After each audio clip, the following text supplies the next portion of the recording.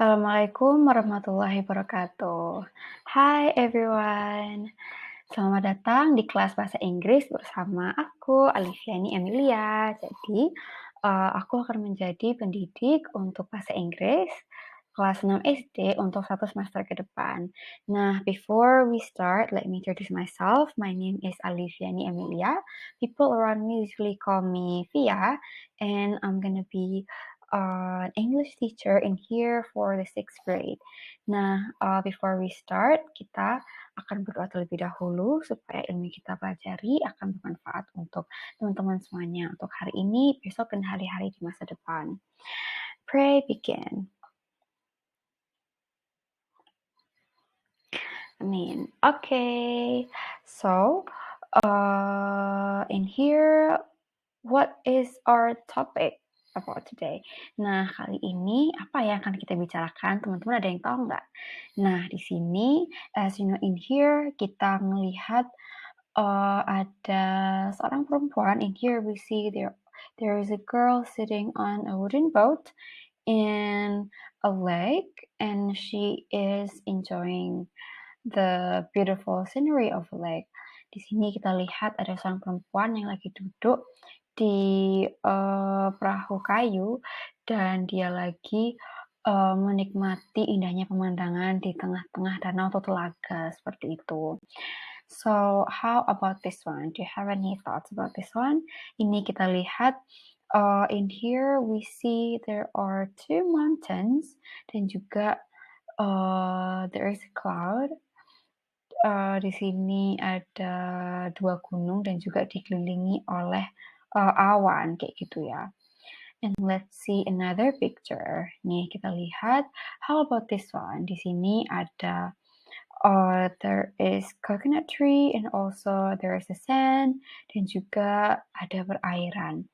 As we know in here kita melihat there is a beach, ya. Dan ya, sometimes kita lihat dari 3 gambar ini, kita nggak bisa kayak sering gitu menikmati pemandangan di tempat-tempat tersebut. Sometimes kita membutuhkan waktu dan itu hanya terjadi di waktu tertentu seperti liburan. Nah, jadi setelah kita membahas ketiga tempat itu dan kita ketahui sometimes kita menikmati pemandangan itu di waktu liburan. So, our topic about today, we're gonna talk about my holiday. Nah, let's talk about next one. Ini berkaitan banget nih sama yang namanya recount text. Nah, kalau kita review kembali, what is the meaning with recount text? Recount text itu teks yang membicarakan atau dalamnya menceritakan kembali tentang our experience or activity yang telah terjadi di masa lampau that happens in the past. Di situ kita ingin menceritakan kembali nih tentang experience kita atau aktivitas kita yang terjadi seperti itu. Nah, kita lihat di sini. The first, we have my holiday. Last week, I went to Mount Bromo. I stayed at my friend's house in Probolinggo, East Java. The house has a big garden with colorful flowers and a small pool.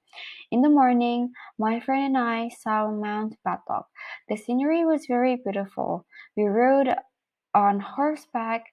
It was scary, but it was fun. Then we went to get a closer look at the mountain. We took pictures of the beautiful scenery there. After that, we took a rest and had lunch under a big tree. Before we got home, we went to the zoo at Wonokromo. We went home in the afternoon. We were very tired. However, I think it was really fun to have a holiday like this. I hope my next holiday will be more interesting. Nah, ini kita bisa lihat nih, di sini dia ini menceritakan kalau dia si penulis ini pada minggu lalu itu dia datang ke Gunung Bromo. I stayed at my friend's house in Probolinggo, East Java. Dia netap di rumah temannya di Probolinggo, Jawa Timur. The house has a big garden with colorful flowers in a small pool. Jadi tamannya itu, di rumah itu, ada taman yang gede dan juga bunga-bunganya itu berwarna-warni kayak gitu. Dan juga ada kolam kecilnya. In the morning, my friend and I saw Mount Batok. Di pagi hari, dia dan temannya itu ngelihat Gunung Batok. The scenery was very beautiful. Pemandangannya sangat indah atau cantik kayak gitu. We rode on horseback. Mereka mengendarai kuda kayak gitu, atau mereka pakai kuda kayak gitu. It was scary, but it was fun. Itu sangat menakutkan tapi juga sangat menyenangkan kayak gitu. Then we went to get closer, look at the mountain. Kemudian kita melihat lebih dekat ke gunung kayak gitu. We took pictures of the beautiful scenery there. Kita memotret pemandangan yang indah di situ. After that, we took a rest and had lunch under a big tree. Setelah itu, kita istirahat dan juga makan siang di bawah pohon yang gede. Before we got home, sebelum kita pulang, we went to the zoo at Wonokromo. Kita mampir ke kebun binatang di Wonokromo kayak gitu. We went home in the afternoon. Kita pulang di sore hari. We were very tired. Kita sangat capek. However, I think it was really fun to have a holiday like this. Ini sangat menyenangkan untuk dapetin liburan kayak gini. I hope my next holiday will be more interesting. Aku berharap liburanku berikutnya bisa menjadi lebih menarik atau lebih menyenangkan kayak gitu. Oke, nih kalau kita artiin liburanku minggu lalu, saya pergi ke Gunung Bromo. Saya tinggal di rumah teman saya di Probolinggo, Jawa Timur. Rumah itu punya taman besar dengan bunga yang berwarna-warni dan juga ada kolam kecil. Pagi harinya, teman aku dan juga aku melihat Gunung Batok. Pemandangannya sangat indah. Kami menunggang kuda. Itu menakutkan tapi menyenangkan juga. Kemudian kami melihat lebih dekat ke gunung, kami memotret pemandangan indah di sana. Setelah itu, kami beristirahat dan makan siang di bawah pohon besar. Sebelum sampai di rumah, kami pergi ke kebun binatang Wonokromo. Kami pulang pada sore hari. Kami sangat lelah, namun saya pikir sangat menyenangkan punya liburan seperti ini. Saya harap liburan saya selanjutnya akan lebih menarik. Seperti itu. Okay, in here we have a new vocabulary. Ada kosakata baru yang kita dapetin nih. Nih, yang pertama, we have mountain or mountain. Itu gunung, seperti itu. The next one, we have scenery. Scenery, yaitu pemandangan. Berikutnya, we have beautiful. Beautiful, yaitu cantik atau juga punya makna indah. Kayak gitu. The next one, we have zoo. Zoo, yaitu kebun binatang. Next one, we have took pictures. Took pictures, yaitu took pictures ini kalau diartiin yaitu mengambil foto atau memotret. Took itu dari bentuk past tense dari take, yaitu mengambil, pictures, yaitu foto. Jika digabung menjadi mengambil foto atau memotret, atau mengambil gambar, seperti itu. Okay, the next one, we will talk about how to find the main idea of holiday recontext. Nah, gimana cara kita untuk menemukan ide utama dari recontext, yaitu pada teks liburanku, seperti itu. Nah, main idea bisa berbentuk berupa kalimat lengkap yang di dalamnya berisi bagian dari topik pembicaraan. Main idea berisi pandangan atau pendapat penulis terhadap topik yang sedang dibicarakan. Main idea yang dituliskan dalam bentuk kalimat bisa juga disebut sebagai topic sentence. Nah, di sini kita ketahui kalau main idea atau ide utama itu bentuknya itu berupa kalimat lengkap yang di dalamnya itu sudah berisikan atau mewakilkan dari topik pembicaraan dari teks tersebut. Nah, di sini ide utama itu juga berisi pandangan atau pendapat penulis dari apa yang sedang dibicarakan. Nah, sometimes main idea ini itu kita bisa ketahui udah mewakilkan dari apa isi dari teks tersebut. Nah, kita sebut juga main idea ini disebut juga sebagai topic sentence, yaitu topik dari suatu kalimat, suatu paragraf seperti itu. Nah, how could we find the main idea from the recount text? Itu diantaranya yang pertama, tanyakan kepada diri Anda, apa yang penulis ingin saya ketahui dari topik ini, atau apa yang penulis sampaikan kepada saya. Nah, di sini kita perlu tahu nih apa yang penulis ingin sampaikan kepada kita. Apa yang penulis ingin bilang kepada kita dari teks ini. Penulis di sini pingin kita menangkap sesuatu, pingin kita tahu sesuatu. Nah, dari situ kita bisa mengetahui, kita bisa menemukan ide or the main idea dari teks tersebut. The second one, carilah kalimat yang menyatakan gagasan utama. Kalimat ini biasanya berada di awal paragraf atau di akhir paragraf. Nah, sometimes si gagasan utama ini kita bisa menemukan itu at the beginning of the text or at the end of the text, di awal paragraf atau juga di akhir paragraf, seperti itu. Number three, kadang-kadang main idea itu nggak dinyatakan secara langsung dalam bentuk satu kalimat, tapi juga disebut ide utama atau tersirat. Nah, sometimes the main idea, ide utama itu nggak harus disampaikan langsung melalui teks, but somehow itu ada juga yang disampaikan nggak secara langsung, nggak tersurat tapi tersirat seperti itu. Number four, hindari detail. Maksudnya adalah carilah pernyataan umum yang dapat merangkum setiap kalimat topik yang disebutkan. Sometimes itu the main idea itu nggak secara detail, tapi kita bisa nyari pernyataan umum yang udah ngebahas the main idea dari topik yang kita bicarakan, seperti itu. Okay, the next one we have the next text. My awful holiday at home.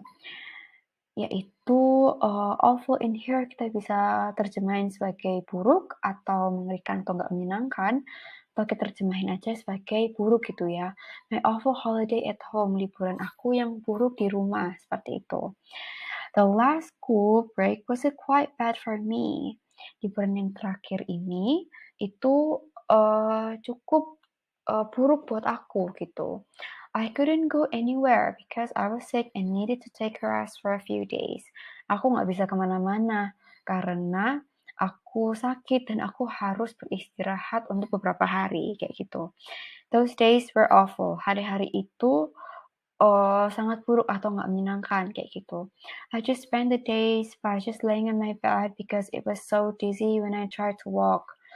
Hari-hari itu aku hanya menghabiskan kegiatanku dengan berbaring di tempat tidurku karena it was so dizzy when I tried to walk. Itu sangat pusing atau penat ketika aku ingin berjalan, seperti itu.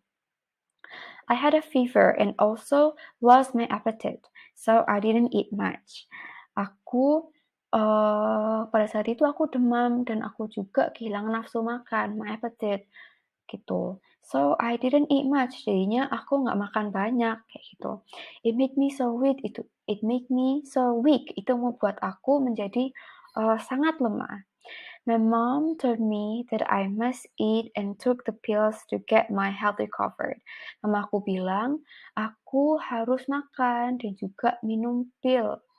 Pilnya itu banyak, sehingga itu bisa memulihkan kesehatan aku. I didn't enjoy my holiday at all because I couldn't go for a vacation with my friends to the beach nearby. Aku nggak menikmati liburan aku sama sekali karena aku nggak bisa pergi untuk berliburan dengan teman-teman aku ke pantai terdekat, pantai di dekat lokasi kita, kayak gitu. But I felt better when my friends came to see my condition. Tapi aku senang ketika teman aku datang untuk melihat kondisi aku, untuk menjenguk aku. They also hope me to get well soon. Mereka juga berharap semoga aku lekas sembuh, seperti itu. Okay, in here we have more vocabulary. Kita punya vocabulary baru, ada kosakata baru nih. Nah, pertama, kalian menirukan setelah aku ucapin ya. The first we have awful. Awful yaitu buruk atau buruk sekali atau mengerikan. gitu. Atau bisa juga kita artikan sebagai menyedihkan, kayak gitu. The second one, dizzy. Dizzy, yaitu pusing, atau pening, atau apalagi puyeng, kayak gitu. Number 3, appetite. Appetite, yaitu nafsu makan. The next one, beach. Beach, yaitu pantai. Number 5, vacation. Vacation, liburan. Liburan, kayak gitu. Okay, the next one we have going to beach, yaitu pergi ke pantai. Last week, my friend and I were bored after 2 weeks of holidays, so we rode our bicycles to beach, which is only 5 kilometers from where we live. Nah, minggu lalu aku dan temanku bosen nih karena kita udah liburan selama 2 minggu, kayak gitu. Jadi kita mengendarai sepeda ke pantai, which is only 5 kilometers from where we live. Yang mana itu hanya 5 kilometer dari tempat kita tinggal, kayak gitu. When we arrived at the beach, we were surprised to see only a few visitors there. Ketika kita sampai di pantai, kita terkejut ternyata cuman ada beberapa pengunjung di sana. After having a quick dip in the ocean, which was really cold, we realized why there were not many people there. It was also quite windy. Setelah kita menceburkan atau memasukkan diri ke lautan, which was really cold, di mana itu sangat dingin, we realized why there were not many people there. Kita nyadar nih, kenapa kok ternyata nggak banyak yang datang ke situ. It was also quite windy. Itu juga sangat cukup berangin, sehingga mungkin kayak terjemahin di sini cukup dingin kayak gitu. After we bought several hot chips at the takeaway store nearby, we rode our bicycles down the beach for a while on the hard, damp part of the sand. Setelah kita ngebeli beberapa keripik kentang yang panas kayak gitu, di toko take away terdekat. Take away ini punya makna ngebungkus ya kalau di Indonesia, atau bawa pulang kayak gitu. We rode our bicycles down the beach for a while. Jadi kita menyusuri pantai sebentar dengan sepeda gitu. Nah, di pasir yang panas dan lembab kayak gitu. We had the behind us, kita itu di belakang kita kayak gitu. Unwittingly, we were many miles down away kayak gitu. Tanpa kita ketahui atau tanpa kita sadari, kita itu ternyata udah bermil-mil dari pantai. Before we made the long trip back, we decided to paddle out feet in the water for a while. Nah, sebelum kita mengakhiri perjalanan kita memutuskan untuk mengayuh atau mendayung kaki kita di perairan untuk sebentar kayak gitu. And then sit down for a rest, dan kemudian duduk untuk beristirahat kayak gitu.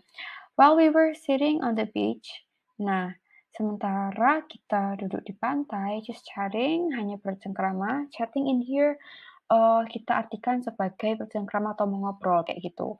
We realized that all the way back, we would be riding into the strong wind. Kita menyadari nih, di perjalanan kita pulang, kita akan menyusuri angin yang kuat gitu. Strong wind in here maksudnya angin yang kencang kayak gitu.